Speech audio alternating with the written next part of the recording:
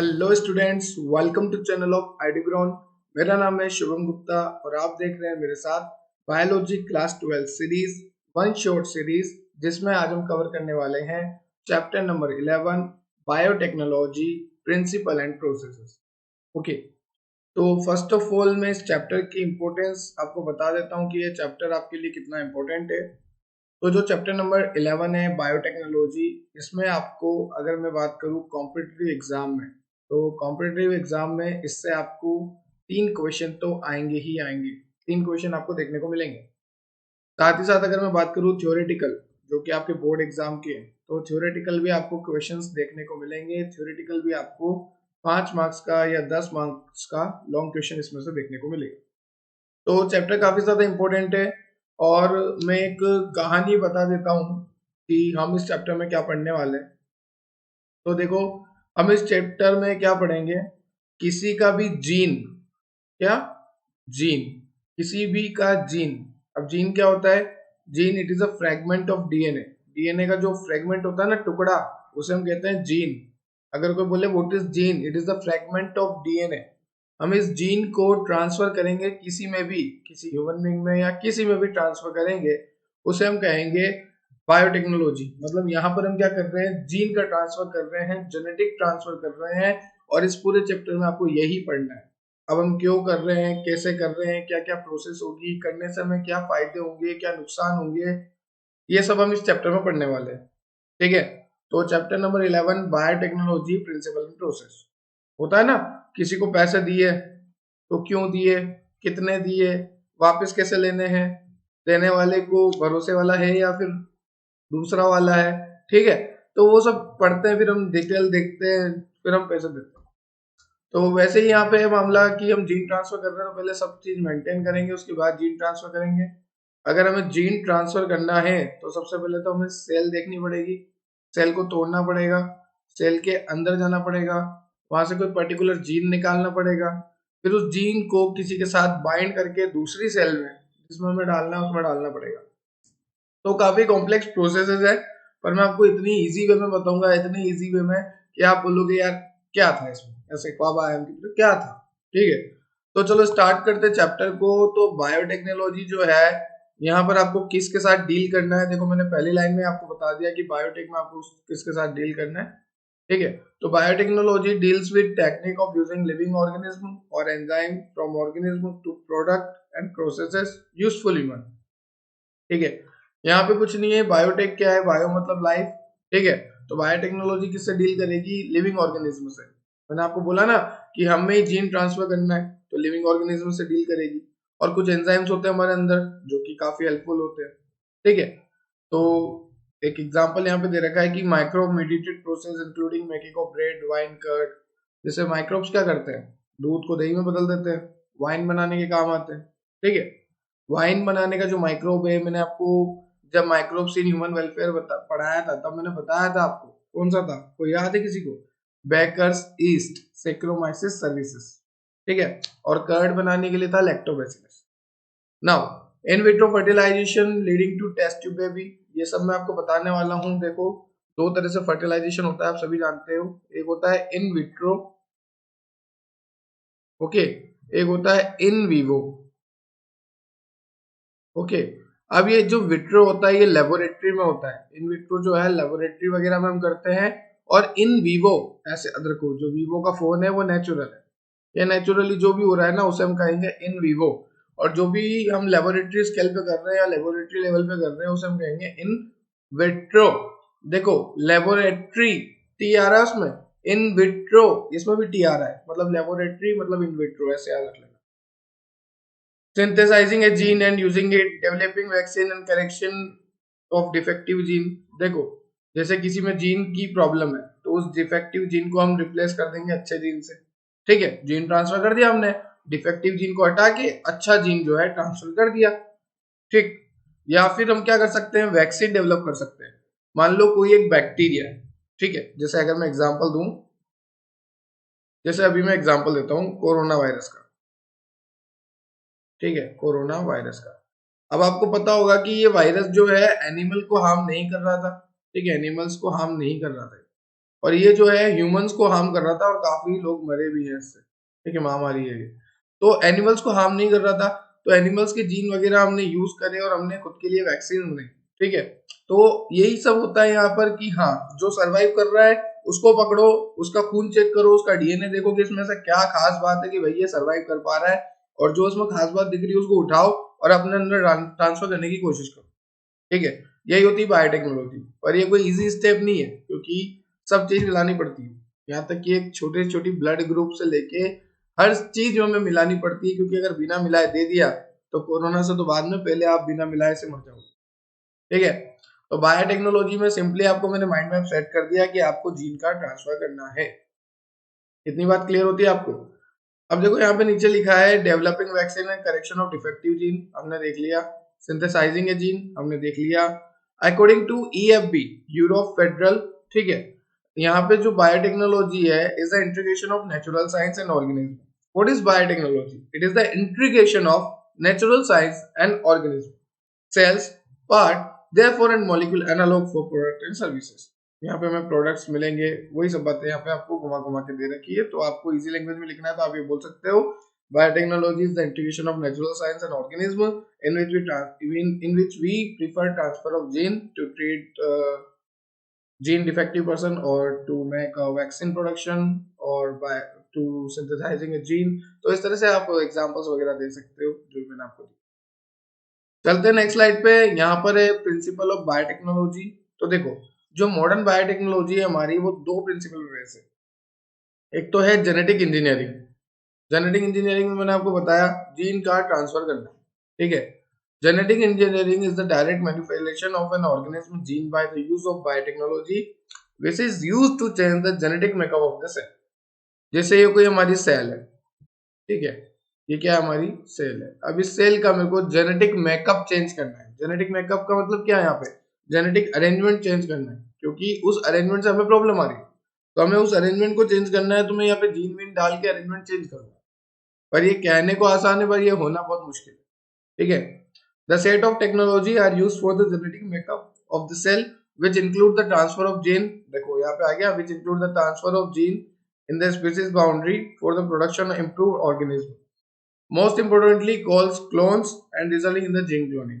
यहाँ पे हम क्लोन्स वगैरह बनाते हैं। क्लोन आप समझते हो, एक जैसा डबल बनाना, क्लोन होता है ना। Now second, maintenance of A sterile environment in a chemical engineering process. देखो, अब आप ये सब जीन वीन का ट्रांसफर कर रहे हो, तो ऐसा तो है नहीं कि यही बैठ के मैं कर लूं। हाँ, जीन का ट्रांसफर लेबोरेटरी में होगा, ऐसे एरिया में होगा जहां पे कोई भी माइक्रो ऑर्गेनिज्म, कोई भी बैक्टीरिया, कोई भी फॉरेन पार्टिकल, कोई भी डस्ट पार्टिकल, कुछ भी ना हो। वो एकदम एसेप्टिक एरिया हो, free from bacteria, free from micro, free from viruses, free from foreign particle, free from dust. कुछ भी नहीं होना चाहिए, सबसे फ्री होना चाहिए। ऐसा एरिया को हम बोलते हैं एसेप्टिक एरिया। और हमारी सारी स्टेराइल प्रिपरेशन, स्टेराइल मतलब वही free from micro organism, free from bacteria. Sterile मतलब बिल्कुल खत्म, कुछ भी नहीं है, एकदम स्टेराइल है। तो ऐसी प्रिपरेशन को हम लेबोरेटरी में परफॉर्म करते हैं। ठीक है, नाउ जेनेटिक इंजीनियरिंग हो गया, maintenance of sterile environment, chemical engineering process हो गया। ठीक है, अब यहाँ पे हम क्या करते हैं, it help in the grow of only those microbes that are required in the process, help in the manufacture of vaccine. अब देखो, जैसे मान लो ये बैक्टीरिया है, चार तरह के बैक्टीरिया हैं, bacteria A, bacteria B, bacteria C and bacteria D. ठीक है, अब चार तरह के बैक्टीरिया है। अब हमें मान लो डी बैक्टीरिया की जरूरत है और ए बी सी हमें नुकसान पहुंचाते हैं। तो डी बैक्टीरिया को मैं उठाऊंगा और इसको ऐसा मीडियम दूंगा यहाँ पे एकदम मस्त खाने पीने का, कि भाई डी बैक्टीरिया जो है अपना नंबर बढ़ा लेगा, क्योंकि ये हमारे लिए फायदे का है। तो डी बैक्टीरिया ने जैसे अपना नंबर बढ़ाया, हमने इसको as a antibiotic, as a vaccine, as a drug हमने इसको यूज करना शुरू कर दिया। तो हम पहले देखते हैं कि कौन सा माइक्रोब्स हमारे काम का है, और जो माइक्रोब्स हमारे काम का है उसको हम लेबोरेटरी में कल्चर करवा के उसकी ग्रोथ करवाते हैं। ठीक है, लेबोरेटरी में कल्चर करवा के उसकी ग्रोथ करवाते हैं, और उसकी ग्रोथ करवाने के बाद जब उसके नंबर बढ़ जाते हैं तो फिर हम उसे यूज ले लेते हैं। ठीक है, यहाँ तक बात क्लियर है आपको, प्रिंसिपल ऑफ बायोटेक्नोलॉजी तक। बायोटेक्नोलॉजी क्या है अभी तक माइंड में बन गया होगा। ठीक है, तो अब देखो ध्यान से एक कहानी सुनना, स्लाइड को साइड में रखते हुए मैं आपको एक कहानी सुनाता हूँ। देखो, जैसे मान लो मैं यहाँ पर खड़ा, ठीक है। और मेरे अंदर से किसी ने जीन निकाला, जैसे ये मेरी सेल है, इस सेल में से किसी ने जीन निकाला। अब ये जीन कोई ऐसा तो निकाल नहीं सकता, कुछ तो जरूरत होगी तभी तो निकलेगा। तो सेल को तोड़ना पड़ेगा, ठीक है, सेल के फ्रेगमेंट करने पड़ेंगे। फिर सेल को तोड़ने के बाद डीएनए जो होता है सेल के अंदर, उसको हमें तोड़ना पड़ेगा डीएनए को, ठीक है, डीएनए के टुकड़े करने पड़ेंगे। डीएनए के टुकड़े होने के बाद जब डीएनए सेटल होगा नीचे, ठीक है, तो इसको फिर हमें स्पूलिंग करके या इल्यूशन करके निकालना पड़ेगा। तो ये सब आगे की बात है। ठीक है सर, इतना तो क्लियर हुआ कि अगर हमें जीन निकालना है तो हमें सेल तोड़नी पड़ेगी, और सेल तोड़ने के बाद हमें डीएनए को भी ब्रेक करना पड़ेगा पीसेस में, और जैसे ही डीएनए के पीस होंगे उसी को तो हम जीन कहते हैं, तो उस डीएनए के पीस को हम निकाल लेंगे। दो मेथड होती है, या तो स्पूलिंग या इल्यूशन। ओके, दो मेथड से हम निकालेंगे। अभी तक की कहानी सर हमें क्लियर क्लियर है बच्चों? जी सर क्लियर है। अब इस जीन को जो हमने निकाला, इसको ट्रांसफर करने के लिए ऐसा तो है नहीं कि डायरेक्ट ट्रांसफर हो जाएगा, ऐसे फूक दूंगा ट्रांसफर, ऐसा नहीं होता ना। तो देखो, जीन ट्रांसफर करने के भी दो तरीके होते हैं, एक तो वेक्टर के थ्रू, एक वेक्टर के बिना। एक तो वाया वेक्टर, वाया मतलब साथ में, एक विदाउट, विदाउट तो आप सभी जानते हैं क्योंकि अपन विदाउट गर्लफ्रेंड है सारे। तो वाया वेक्टर, वाया वेक्टर मतलब वेक्टर के साथ, और एक है विदाउट वेक्टर। ओके, तो वेक्टर के साथ अगर हम जीन को ट्रांसफर कर रहे हैं तो वेक्टर कौन कौन से हो सकते हैं वो मैं अभी आपको आगे बताऊंगा, और बिना वेक्टर के भी हम कैसे कर सकते हैं। चलो, तो genetic engineering involves the isolation and introduction of only those gene into an organism that is desired and does not introduce undesirable gene। देखो, यहाँ पे आपको बोला है कि जेनेटिक इंजीनियरिंग में हम वही जीन का आइसोलेशन और इंट्रोडक्शन करेंगे, उसी जीन का हम आइसोलेशन और इंट्रोडक्शन करेंगे जो जीन हमें रिक्वायर्ड हो, और साथ में जिस जीन से हमें कोई भी अनडिजायरेबल जीन ना फॉर्म हो, उसी जीन को हम निकालेंगे, उसी जीन को हम इंट्रोड्यूस करेंगे न्यू सेल में। ठीक है, जो जीन हमें नुकसान ना पहुंचाए, जो जीन हमें जरूरी हो, वो तो सीधी सी बात है, हम इंसान है भाई, और हम हमारा फायदा ही देखते हैं। ठीक है, तो देखो क्या होता है डेवलपमेंट ऑफ आरडीएनए। अब सर ये आरडीएनए क्या है? तो देखो, ध्यान से सुनना, मैं आपको समझा देता हूँ।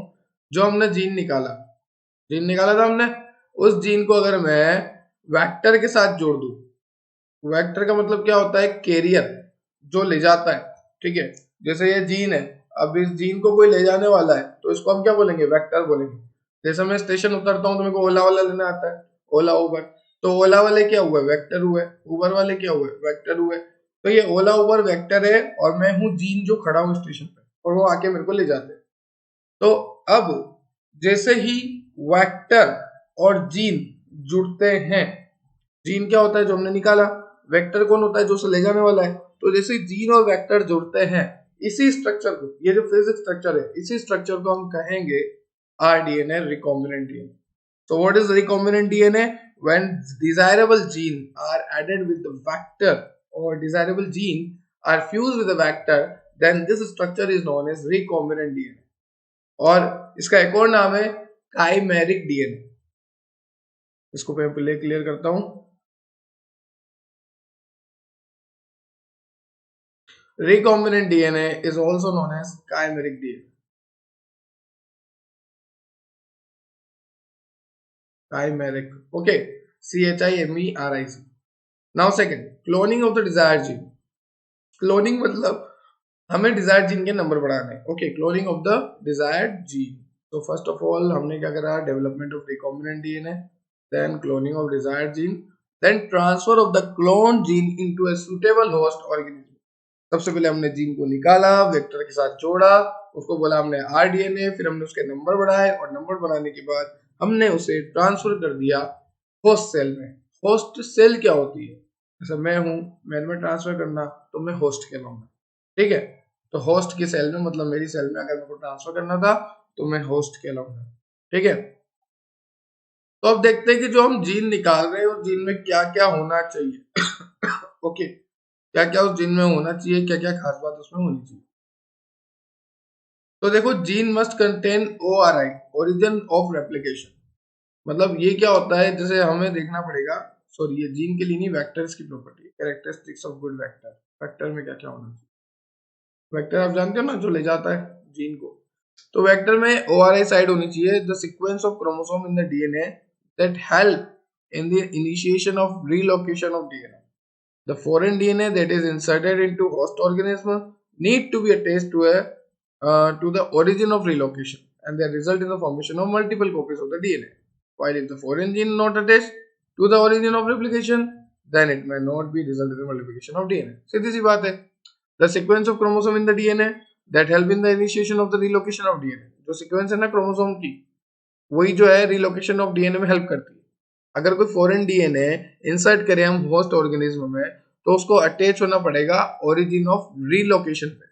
ओके, तो उसमें जो है ओआरआई साइट मस्ट होनी चाहिए. अगर ओआरआई साइट होगी, ऐसे याद रखो आप, तो ओरिजिन ऑफ रेप्लिकेशन साइट होगी, तभी रेप्लिकेशन होगा, तभी डीएनए की मल्टीपल कॉपीज बनेगी. ठीक है. Now second is cloning, the process of formation of several identical copies of the DNA template. उसे हम क्या कहेंगे? क्लोनिंग. मैंने आपको पहले बताया, अगर आप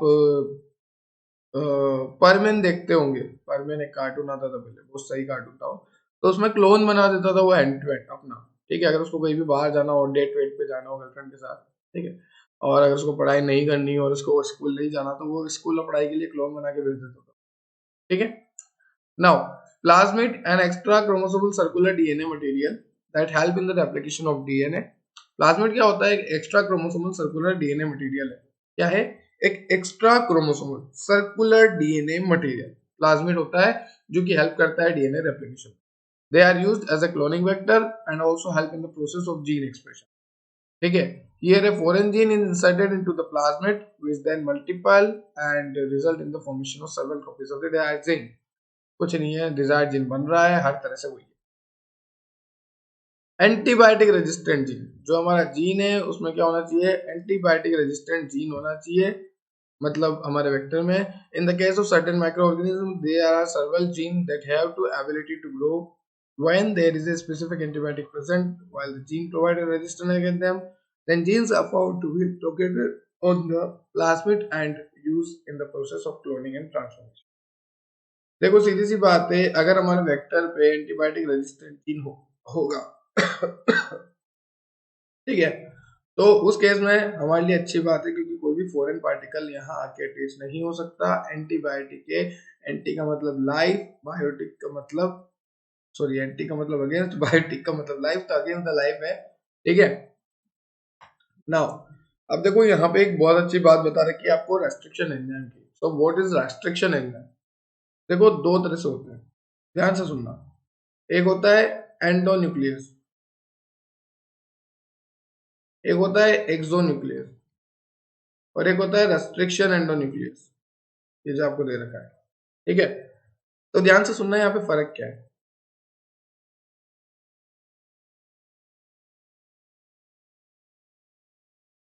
अभी जो एंडोन्यूक्लियस है, ये एंड को छोड़ के कहीं भी कट करेगा. ठीक है. ये एक्सोन्यूक्लियस एंड को छोड़ के मिड में कहीं भी आप कट करा लो. पर जो रेस्ट्रिक्शन एंडोन्यूक्लियस है ना, ये मेन है, ये इंपॉर्टेंट है. Restriction endonuclease cut at a specific site. ठीक है, एक स्पेसिफिक साइट से कट करेगा रेस्ट्रिक्शन एंडोन्यूक्लियस. जैसे मान लो ये डीएनए की सीक्वेंस है, ठीक है, हम यहाँ पे रेस्ट्रिक्शन एंडोन्यूक्लियस हमने बोला, तो रेस्ट्रिक्शन एंडोन्यूक्लियस क्या करेगा? एक स्पेसिफिक साइट से कट करेगा. वो स्पेसिफिक साइट कौन सी होती है? उस साइट को हम बोलते हैं पैलिंड्रोमिक. ध्यान से सुनना नाम, पैलिन, बोलो पैलिंड्रोमिक. ठीक है, तो पैलिंड्रोमिक सीक्वेंस भी है, कट करेगा. Now what is palindromic sequence? तो देखो पैलिंड्रोमिक सीक्वेंस क्या होती है, बताता हूँ. अब मैंने लिखा है मलयालम. ठीक है, अब इसको उल्टा करके लिखो. उल्टा मतलब इधर से वापस ऐसा लिखो, MALAYLAM.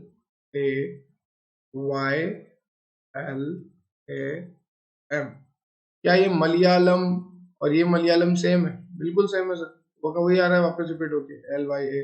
ठीक है, तो इस तरह से अगर हम आगे से चले तो भी वही, पीछे से चले तो भी वही, ऐसे बहुत सारे नाम होते हैं, मुझे फिलहाल ये याद आया.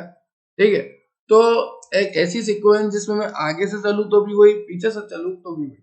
जैसे चूचू, एक मूवी है, उसमें एक चूचू रोल का कैरेक्टर है. अब देखो जैसे चू चू, ठीक है, अब मैं चूचू बोलूं आगे से तो भी वही, पीछे से चूचू बोलूं तो भी चूचू ही, चूचू. ठीक है, एक एग्जांपल बोल दिया मैंने बस ऐसे ही, मुझे कुछ याद नहीं आ रहा था. तो अब चूचू है, अब देखो यहाँ से, तो ये जैसे मान लो ये चूचू की सीक्वेंस है यहाँ से यहाँ तक, तो ये इधर से पढ़ू तो भी वही, इधर से पढ़ू तो भी वही, तो एक ऐसी सीक्वेंस होगी जो आगे और पीछे से पढ़ने पर सेम होगी। जैसे इधर देखो आप, जैसे ए टी टी ए, ये इस तरह से इधर सीक्वेंस है, ठीक है। अब मैं उल्टा करके बोलूँ तो ए टी टी ए, वो की वही हो गई, ए टी टी ए, ठीक है। तो आगे से भी देखो तो पीछे से भी देखो तो सब सेम। अब ये ए टी क्या लिखा है मैंने, आप जानते हो डीएनए के अंदर होते हैं बेस पेयर्स, ओके, जैसे एडेनिन, थाइमिन, ठीक है, थाइमिन टी, जी से ग्वानिन, सी से साइटोसिन, तो वही है एटीजीसी, ठीक है। ये बात क्लियर हुई। तो रेस्ट्रिक्शन एंडोन्यूक्लियस जो है एक स्पेसिफिक साइट से कट करेगा, उस स्पेसिफिक साइट को हम कहेंगे restriction site. Now vector, they are the plasmid that help in the process of multiplication and the transfer of gene from one organism to another. मैंने आपको बोला कि वेक्टर का काम क्या है कि वो जीन के साथ अटैच होगा, और जैसे ही मान लो ये जीन है और ये है वेक्टर, और ये जीन के साथ ये वेक्टर जब अटैच हुआ तो इस स्ट्रक्चर को हम बोलेंगे आरडीएनए। देन ये आरडीएनए जो है होस्ट सेल में जाकर ट्रांसफर, ठीक है। नाउ लाइगेज की बात करें तो डीएनए लाइगेज का काम आप सभी जानते हो, एक होता है डीएनए को तोड़ने वाला, वो होता है डीएनएज, एक होता है डीएनए लाइगेज। तो लाइगेज क्या करता है, जोड़ता है, अटैच करता है। जैसे ये बॉन्ड ब्रेक हो गया तो यहाँ पे लाइगेज लगा देंगे और ये ऐसे चिपक जाता है। और डीएनए क्या करता है, जैसे ये बॉन्ड है तो इसको यहाँ से तोड़ के ये ऐसे और ऐसे करता है। तो डीएनए तो तोड़ने का काम करता है और लाइगेज क्या करता है, जोड़ने का काम, ठीक है। लाइगेज एक तरह से फेविक्विक है, तो लाइगेज क्या करेगा, जोड़ने का काम करेगा। देखो लिखा हुआ भी है, they are those enzyme that are joined together the fragment of DNA that contain desired gene and the DNA of the host cell. They help with the they help in the sticking of fragment of DNA together. The basic step in the DNA genetic modification of our organism. सबसे पहले हमें क्या करना है, डिजाइड DNA fragment को पहचानना है कि ये हमें चाहिए, ये फ्रेगमेंट हमें चाहिए, ठीक है। फिर उस फ्रेगमेंट को हमें होस्ट के अंदर डालना है, फिर मेंटेन करना है foreign DNA into host and transfer into protein. तो सीधी सी बात है, सबसे पहले हमें फॉरेन डीएनए पता लगाना है कि जो हमें चाहिए, फिर उसको लाइगेज से जोड़ देंगे, बात खत्म। तो डीएनए लाइगेज का काम क्या हुआ, एडिशन करने का। नाउ टूल्स फॉर रिकॉम्बिनेंट, और we can say tools for genetic engineering या रिकॉम्बिनेंट डीएनए टेक्नोलॉजी। तो कौन कौन से टूल्स चाहिए, देखो restriction enzyme also known as molecular scissor. ये बात ध्यान रखना कि जो रेस्ट्रिक्शन एंजाइम है उसे मॉलिक्यूलर सीजर भी कहते हैं। तो restriction enzyme is also known as molecular scissor, okay. तो restriction enzyme also called a molecular scissor, क्यों, क्योंकि ये स्पेसिफिक जगह से कट करता है। Are used to simply cut the DNA which is the inserted into the vector. This restriction enzyme help in the addition of methyl group to the DNA that result in the restriction of digestion of their own DNA. Those enzyme or this enzyme cut DNA fragment at a particular recognition sequence. देखो यहाँ पे मैंने बोला है कि ये जो DNA fragment है ये एक स्पेशल रिकॉग्नाइजेशन सीक्वेंस से कट होंगे, और सीक्वेंस को हम बोलते हैं palindromic sequence. Recognition sequence, the basis of the DNA sequence that are specific for each other restriction enzyme and act as a site for restriction or cutting, resulting in the formation of palindromic sequence. मतलब ऐसा base pair अगर मैं उसे cut करूं यहाँ से और यहाँ से, तो आगे और पीछे से जब मैं उसे पढ़ूं तो उसका नाम सेम आए, उस सीक्वेंस को हम बोलते हैं पैलिंड्रोमिक सीक्वेंस, उसे हम कहेंगे रिकॉग्नाइजेशन सीक्वेंस। अब देखो यहाँ पे लिखा हुआ है एंडोन्यूक्लियस, मैंने आपको बताया था रेस्ट्रिक्शन जो मैंने पढ़ाया था, ओके सॉरी, जब मैंने आपको रेस्ट्रिक्शन पढ़ाया था तो वहां पे मैंने आपको बताया था कि एंडोन्यूक्लियस क्या होता है, this enzyme are responsible for the cutting of the DNA the middle, while the exonuclease enzyme are responsible for the cutting of the DNA at the end. देखो एक्सो जो है एंड से कट करेगा, ये जैसे डीएनए का base pair, ठीक है, या एंड से, अगर एंड से कोई कट कर रहा है तो वो कौन हुआ, एक्सोन्यूक्लियस। और एंड से कट करने को छोड़ के अगर वो कहीं से भी कट करे तो वो हो गया एंडोन्यूक्लियस, चाहे वो यहाँ से कट करे, यहाँ से कट करे, कहीं से भी कट करे तो वो हो गया एंडोन्यूक्लियस, और अगर एंड से कट करे तो हो गया एक्सो। ध्यान रखना उल्टा है, एंड से कट करने वाला एक्सोन्यूक्लियस, एक्सो मतलब एग्जिट, बाहर से, बाहर से कट कर रहा है, अंदर नहीं घुस रहा, बाहर से, एक्सो एग्जिट। तो एंड से कट करने वाला एक्सोन्यूक्लियस, और बीच में कट करने वाला एंडोन्यूक्लियस। ऐसा मत कर देना एंड से कट करने वाला एंडोन्यूक्लियस, ये गलत है। एंड से कट करने वाला बाहर से मतलब एक्सोन्यूक्लियस, और बीच से कहीं से भी कट करा दो वो है endonuclease. Okay, now next is, देखो यहाँ पे दे रखा है the enzyme cut both DNA strand at the same site. Okay, ये है हमारा यहाँ पर वेक्टर डीएनए, ये हमारा फॉरेन डीएनए। वेक्टर डीएनए समझ रहे हो ना, वेक्टर डीएनए जो कैरी करके लाया है, ये फॉरेन डीएनए जो हमें जोड़ना है। अब देखो यहाँ से क्या हुआ कि मामला कट हुआ, ठीक है, यहाँ से इस तरह से हमने मामला कम कट कर दिया, देखो, ठीक है। और जैसे मामला कट किया, अब इसको इससे आके अटैच करवा दिया। अब यहाँ पे आप देख सकते हो कि यहाँ पे एक बात ध्यान रखना, ए जो है डबल बॉन्ड करके टी के साथ जुड़ता है, और जी जो है ट्रिपल बॉन्ड करके सी के साथ जुड़ता है। ये आपने जेनेटिक्स में पढ़ा होगा कि ए डबल बॉन्ड टी और जी ट्रिपल बॉन्ड सी। और ये ए क्या है, एडेनिन, टी क्या है, थायमिन, जी क्या है, ग्वानिन, सी क्या है, साइटोसिन। तो A T G C, A T G सी। तो अब यहाँ पे एक बात बताओ, यहाँ पे है टी, तो इसके साथ कौन जुड़ेगा, ए। यहाँ पे है टी, ए, यहाँ पे ए, तो टी टी, ठीक है। तो ये देखो, ये सेम सीक्वेंस है, ये यहाँ आके जुड़ जाएगा, ठीक है। ये स्टिकी एंड है क्योंकि इससे आगे चिपकेगा, और इधर का ये स्टिकी एंड है क्योंकि ये चिपकने के लिए बेताब है। अब एक तो हमने हमारा वेक्टर डीएनए ले लिया, और एक हमने फॉरेन जो हमें ऐड करना था वो ले लिया। अब दोनों को जोड़ दिया तो ये क्या बन गया, रिकॉम्बिनेंट डीएनए। मतलब ये तो हमारा डिजायरेबल जीन था, क्योंकि फ्रेगमेंट ऑफ डीएनए है ना, काट दिया ना इसको, तो ये तो हमारा जीन हो गया, और ये हमारा वेक्टर हो गया, आ गया, ये हमारा वेक्टर हो गया।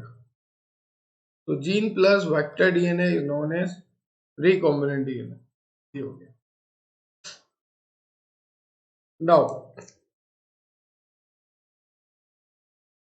यहाँ पे आपको क्या दे रखा है, प्लाज्मिड वेक्टर, जिसमें आपको यहाँ पे एंटीबायोटिक रेजिस्टेंट जीन लगा के दे रखा है, ये आपको दिख रहा होगा, ठीक है। ये है प्लाज्मिड वेक्टर, और ये है इसकी रेस्ट्रिक्शन साइट, जहाँ पे पैलिंड्रोमिक सीक्वेंस है। रेस्ट्रिक्शन साइट मतलब एक रिकॉग्नाइजेशन साइट, और रिकॉग्नाइजेशन साइट मतलब पैलिंड्रोमिक सीक्वेंस, और पैलिंड्रोमिक आप सब अब जानते हो, ठीक है। तो पैलिंड्रोमिक से कट होता है मामला, ठीक है। DNA fragment contain gene of interest, जो हमारा डिजायरेबल जीन है वो है यहाँ पर। अब यहाँ से कट होगा, रेस्ट्रिक्शन एंजाइम डाइजेशन करेगा, और जैसे ही कट होगा, अब इसको जोड़ने का काम कौन करेगा, लाइगेज करेगा। तो यहाँ पे लाइगेशन होगा, जोड़ने की स्टेप को हम क्या बोलेंगे, लाइगेशन, क्योंकि यहाँ पे जोड़ कौन रहा है, डीएनए लाइगेज, ठीक है। अब ये बन गया रिकॉम्बिनेंट। रिकॉम्बिनेंट मतलब मॉडिफाइड, अच्छा वाला। एक बार मैं आपका सिलेबस देख लेता हूँ, वेट ए सेकेंड, फिर अपन कंटिन्यू करते हैं।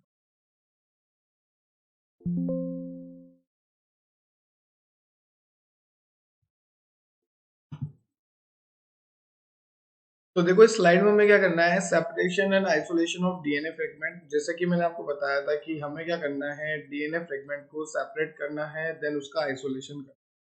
So the technique called gel electrophoresis is responsible for the separation of DNA fragment obtained through restriction. अब देखो जैसे हमने डीएनए को काटा, जैसे मान लो ये डीएनए का फ्रेगमेंट था, मतलब डीएनए था, अब इसको हम काटेंगे रेस्ट्रिक्शन एंडोन्यूक्लियस से, तो ये जो फ्रेगमेंट्स निकलेंगे, इसको हम जेल इलेक्ट्रोफोरेसिस, एक मेथड होती है जेल इलेक्ट्रोफोरेसिस, उस मेथड के थ्रू अलग करेंगे। तो सबसे पहले जो डीएनए के फ्रेगमेंट थे उसको हमने जेल इलेक्ट्रोफोरेसिस की मदद से अलग कर लिए। यहाँ पे जो बड़े पार्टिकल है वो अलग हो जाते हैं, छोटे पार्टिकल अलग हो जाते हैं, यहाँ पे इस हिसाब से अरेंजमेंट हो जाता है। तो सबसे पहले हमारे पास था डीएनए का बेस पेयर, उसको हमने काटा रेस्ट्रिक्शन एंडोन्यूक्लियस से। रेस्ट्रिक्शन एंडोन्यूक्लियस एक स्पेसिफिक साइट पे कट करेगा, जिस साइट को हम कहते हैं पैलिंड्रोमिक सीक्वेंस। उसके बाद जैसे ही सेपरेशन हुआ, अब सेपरेशन के लिए सबसे मेनली हमने क्या यूज किया था, इलेक्ट्रोफोरेसिस। अब जैसे ही सेपरेशन हुआ, बड़े पार्टिकल एक तरफ, छोटे पार्टिकल एक तरफ, असेंडिंग डिसेंडिंग ऑर्डर में यहाँ पे सेपरेशन हो गया, ठीक है। बात करें जेल इलेक्ट्रोफोरेसिस क्या है, the process of migration of negatively charge DNA toward the positively charge electrode through a porous polymer gel matrix. अब यहाँ पे क्या जेल मैट्रिक्स यूज करेंगे, कुछ इलेक्ट्रोड लगाएंगे, और आप सभी को पता है कि डीएनए जो है नेगेटिव चार्ज होता है, जैसे नहीं पता सुन लो, DNA is a negative charge. And why DNA contain negative charge, क्योंकि डीएनए में होता है phosphate. Due to presence of phosphate, DNA is a negative charge molecule. So after the process of gel electrophoresis, negatively charged molecule move towards the positively charged electrode through a porous polymer gel matrix when the electric current is passed in an electric field.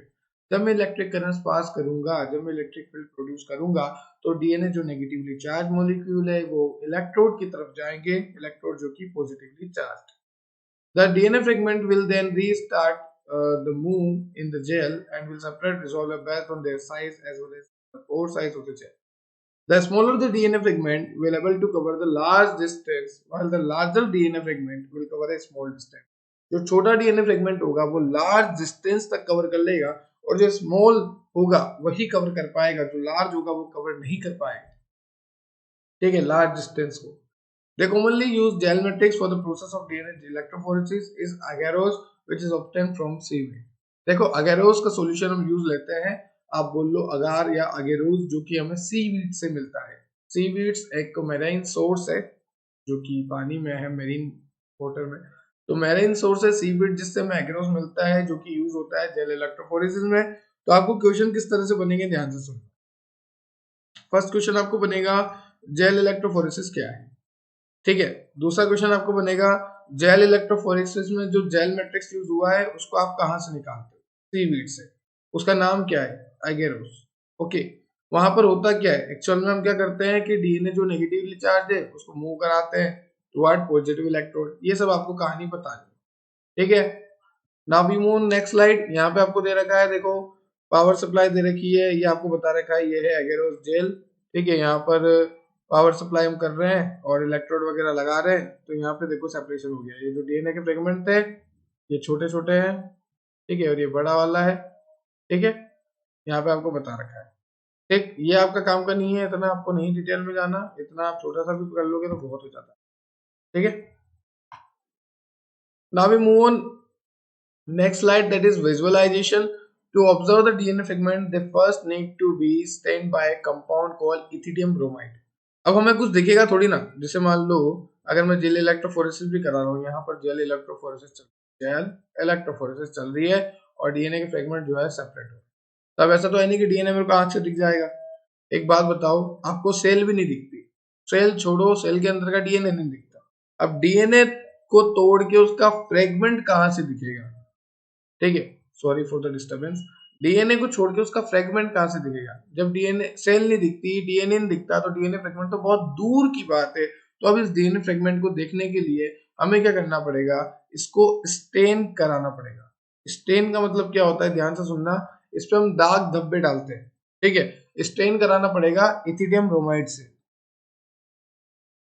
ET, ethidium. Okay, ईटीबीआर. देखो ethidium bromide से हम क्या कराएंगे, इसकी staining कराएंगे. ठीक है sir, समझ में आ गया. शुरू से एक बार कहानी सुन लेते हैं. सबसे पहले हमारे पास थी सेल, उस सेल को हमने करा कट करने के बाद हमने क्या करा, उसमें से डीएनए निकाला. डीएनए को निकालने के बाद हमने क्या करा, रेस्ट्रिक्शन एंडोन्यूक्लियस से उसे कट किया. रेस्ट्रिक्शन एंडोन्यूक्लियस से कट करने के बाद हमारे पास जो फ्रेगमेंट आया डीएनए का, उसको हमने जेल इलेक्ट्रोफोरेसिस से सेपरेट किया.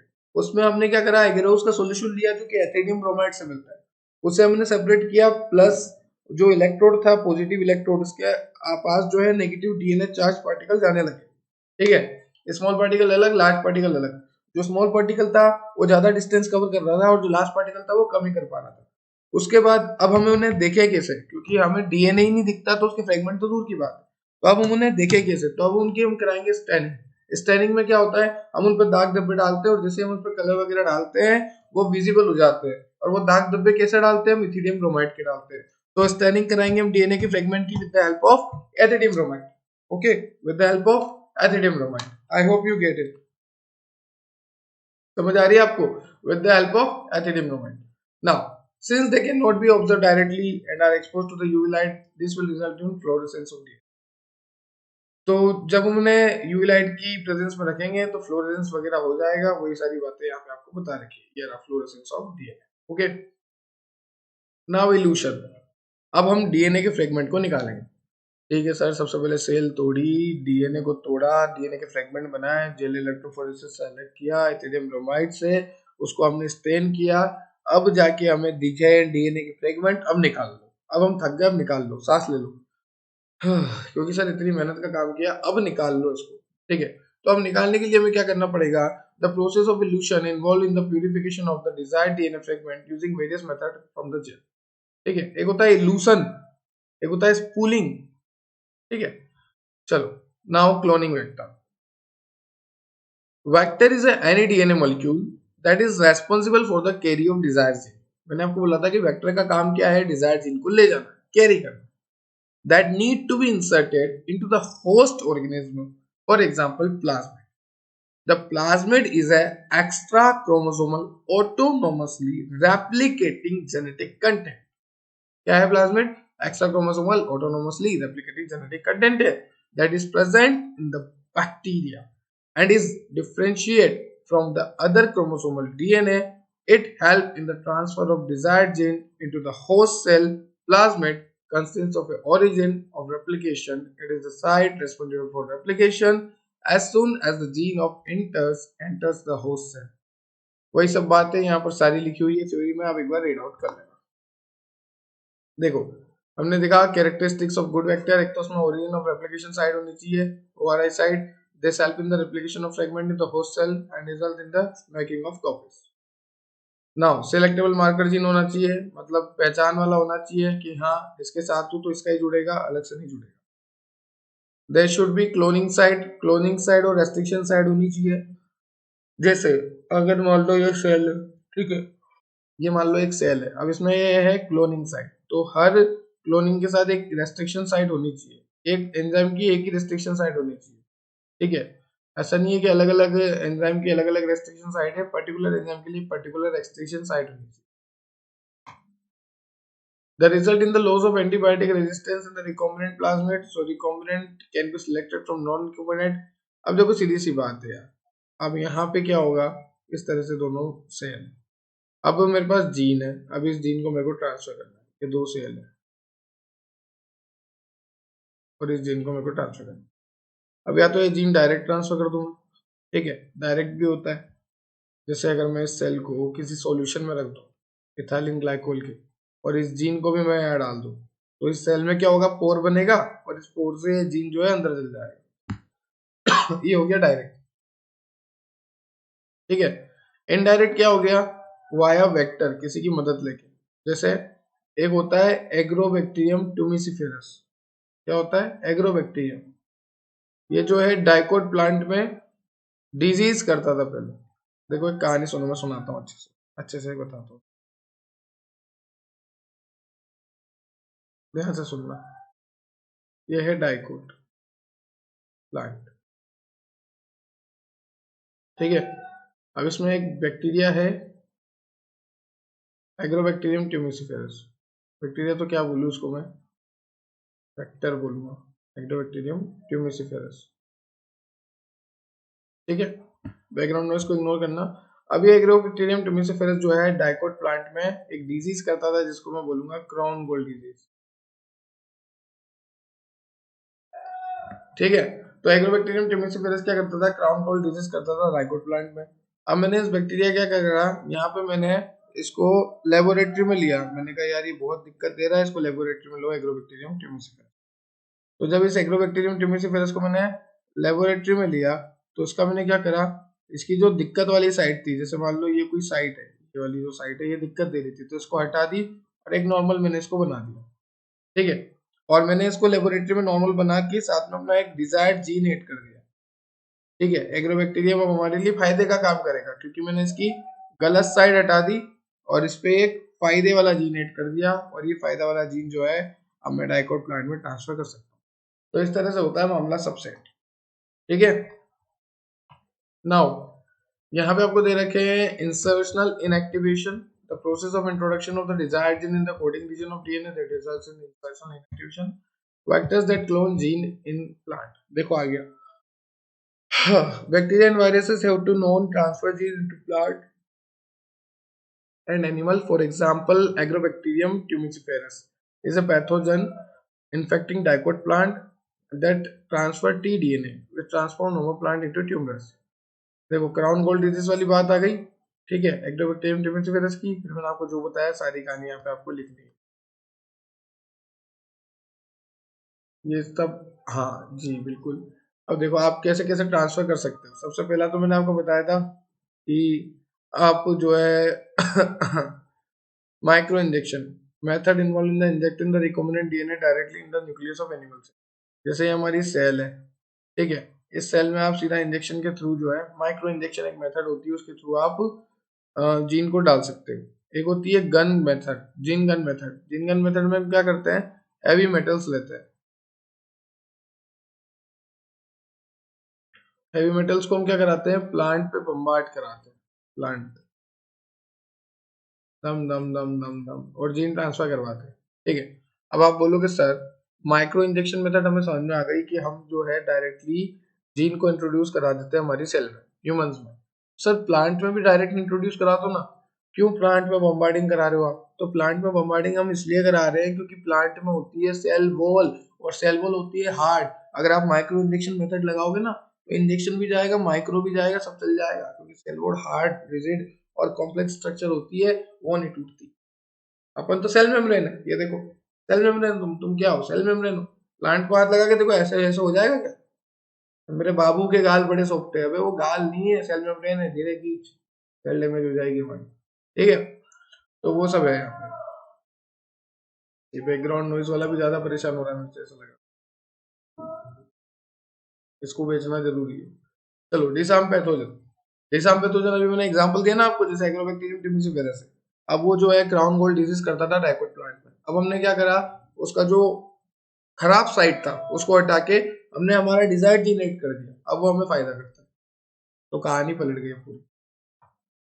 ये देखो, ये है एक वेक्टर जो कि आपको एनसीईआरटी में दे रखा है, E coli cloning vector PBR 322। PBR का मतलब होता है प्लाज्मिड, बी से बॉलिविया, आर से रॉड्रिक। एक और एग्जांपल इसका पीबीआर 327 भी है, ठीक है, और भी है PUC 18, plasmid university of California, PUC 18, PUC 19, ठीक है। ये देखो यहाँ पे दे रखा है Sal 2, Bam H1, PUV, PST1, Eco R1, Hind third. अच्छा फर्स्ट रेस्ट्रिक्शन एंजाइम पता है आपको, हिंड सेकंड, ओके। ये है पीबीआर 322, यहाँ पे दे रखा है एम्प्लीसिन, यहाँ पे दे रखा है टेट्रासाइक्लिन, ठीक है। Now isolation of genetic material, there are several steps involved in the process of recombinant DNA technology। सबसे पहला है आइसोलेशन करना, इसका आइसोलेशन करना है जेनेटिक मटेरियल का, ठीक है। The membrane surrounding DNA need to be removed to isolate the DNA. This can be done with the help of lysozyme of enzyme। अब एक बात बताओ, हमने पूरा वो देख लिया कि हाँ हमें कैसे जो है सेपरेट करना है। हमने सबसे पहले क्या देखा था कि हमारी कोई सेल है, सेल में जो डीएनए है, इस डीएनए का हमने ब्रेक डाउन कराया, फ्रेगमेंट बनाए, इस फ्रेगमेंट को हमने जेल इलेक्ट्रोफोरेसिस में डाला, सेपरेट कराया, फिर हमने इथिडियम ब्रोमाइड से इसकी स्टैनिंग करा दी। फाइनल जो हमें मिला, वो हमें मिला डिजायर जीन, उसको हमने वेक्टर के साथ जोड़ा और ट्रांसफर कर दिया। यही सब हम कर रहे हैं आपसे, ठीक है। पर सर डीएनए को कैसे पहुंचे हम, डीएनए तक काटा तो समझ में आ गया, डीएनए तक पहुंचे कैसे? तो देखो यहाँ पे देखो, the membrane surrounding the DNA need to be remove and isolate the DNA, ठीक है। जो भी डीएनए की मेम्ब्रेन है उसको हमें हटानी पड़ेगी डीएनए तक जाने के लिए। This can be done with the help of lysozyme enzyme that result in the breaking of the cell wall of bacteria. अगर मान लो बैक्टीरिया की सेल में से हमें निकालना है, तो मान लो बैक्टीरिया की सेल है, तो इसको तोड़ने के लिए चाहिए लाइसोजाइम, लाइव बॉय लाइसोजाइम, लाई आ रहा है, लाइसोजाइम चाहिए। और अगर वहीं में मान लो प्लांट की सेल है, तो प्लांट की सेल बनी होती है सेलुलोज से। किससे बनी होती है? सेलुलोज से। तो हमें तोड़ने के लिए चाहिए एंजाइम सेलुलेज, ध्यान रखना। तो अगर प्लांट सेल है तो प्लांट सेल बनी होती है सेलुलोज की, और सेलुलोज को तोड़ने के लिए हमें क्या चाहिए? सेलुलेज चाहिए।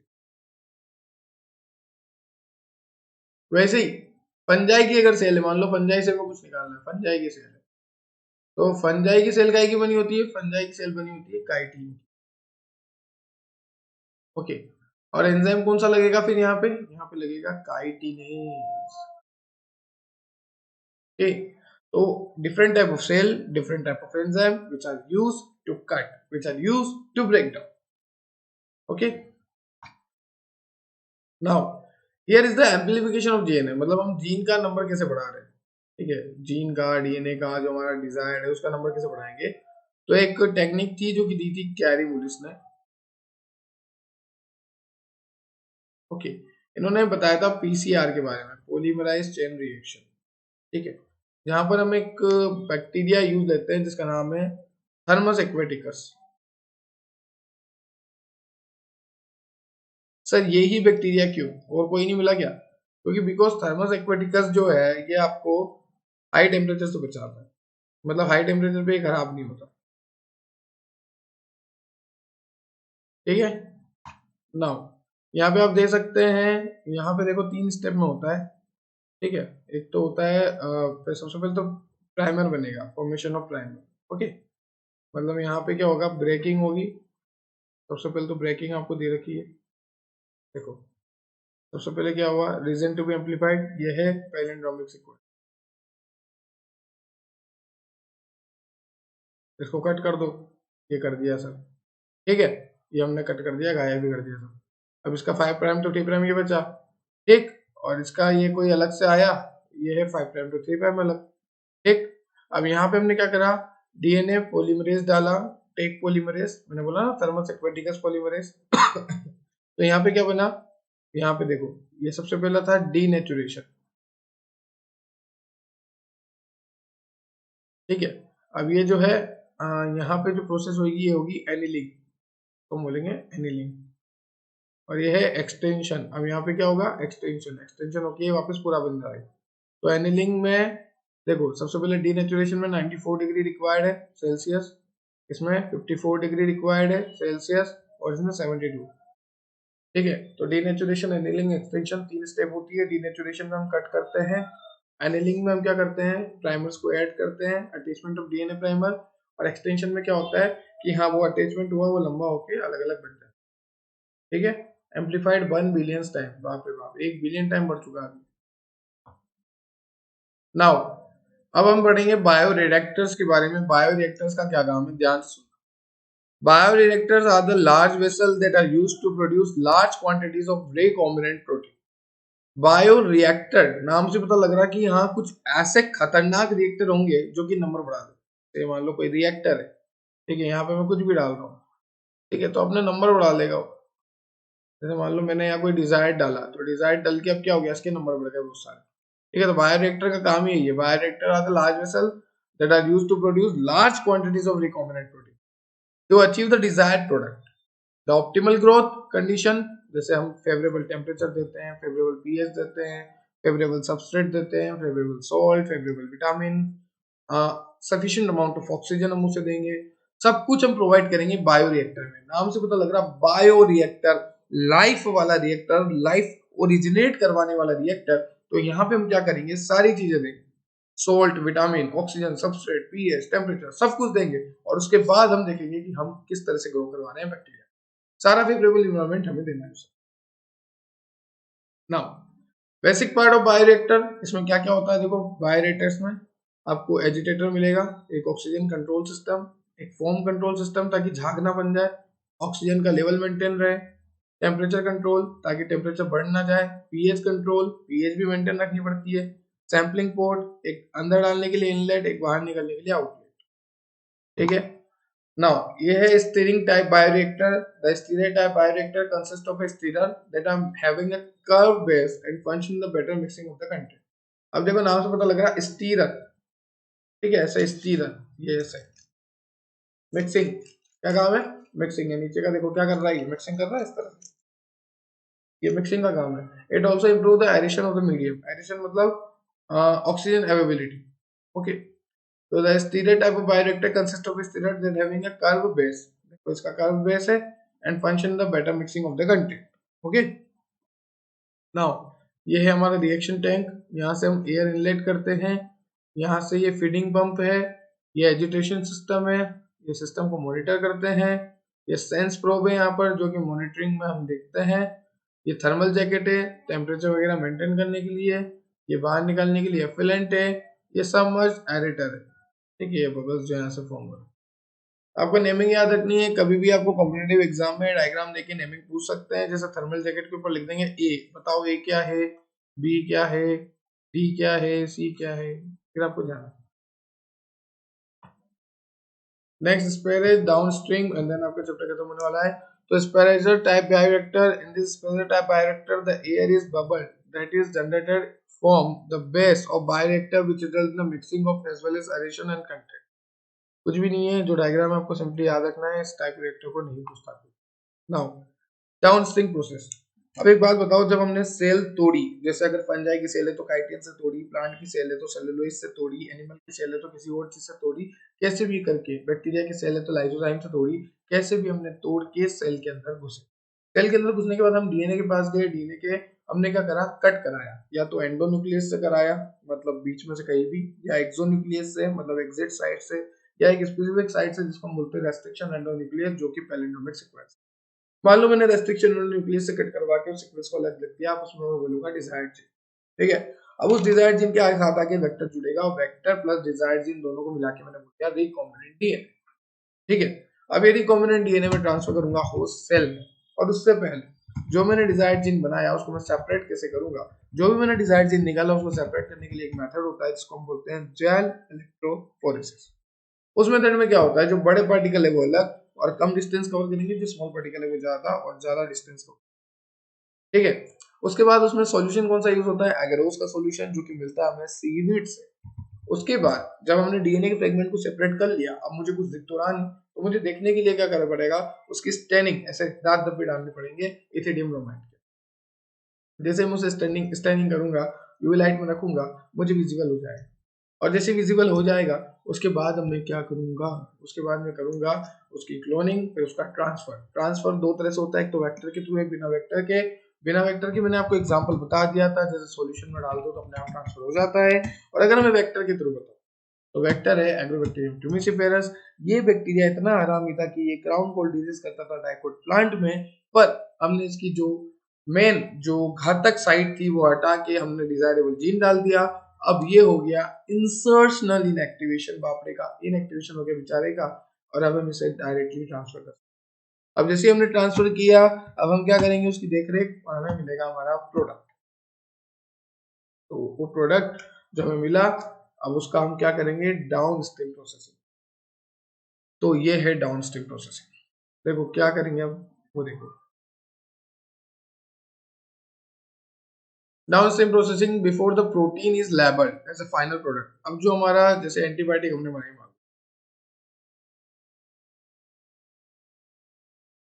एंटीबायोटिक हमने बनाई, अब ये एंटीबायोटिक हमारी बन गई।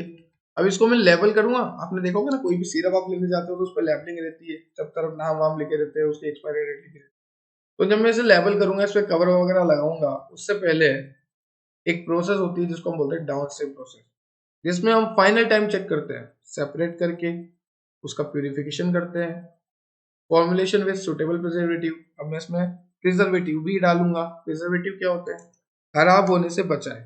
जैसे मान लो एक सिरप में लेके आया, अब उस सिरप को मैंने खुला छोड़ दिया आधे घंटे तक, तो खराब हो जानी चाहिए, क्योंकि एयर में तो इतने बैक्टीरिया गिन भी नहीं सकते आप, और वो वैसे ही सिरप में पानी होता है, पानी में बैक्टीरिया जल्दी ग्रो कर जाते हैं, तो सिरप तो खराब हो जानी चाहिए।